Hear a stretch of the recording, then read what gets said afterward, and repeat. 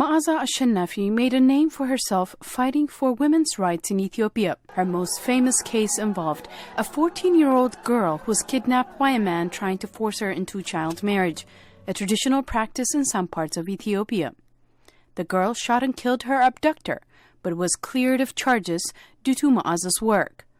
The incident was dramatized in an award-winning film, Different. Meaza is now Chief Justice of Ethiopia's Supreme Court, the first woman ever appointed, and will remain focused on women's rights and economic empowerment. For example, in Ethiopia, there is no law, independent law on violence against women. We just have few provisions in the criminal code. So going forward, I think we need to have a comprehensive law that addresses issues of violence against women and law. Meaza founded the Ethiopian Women Lawyers Association to help women who've been sexually harassed or victims of intimate partner violence.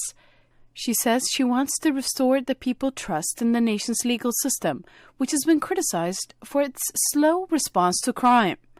The career lawyer wants Ethiopians to see the courts are able to hold everyone to account, including those in power.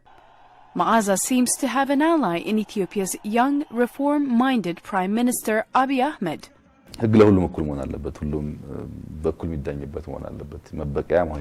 Everyone should get equal treatment in the face of the law. It should never be used as a tool for revenge. When we respect the rule of law, it should be in accordance to that.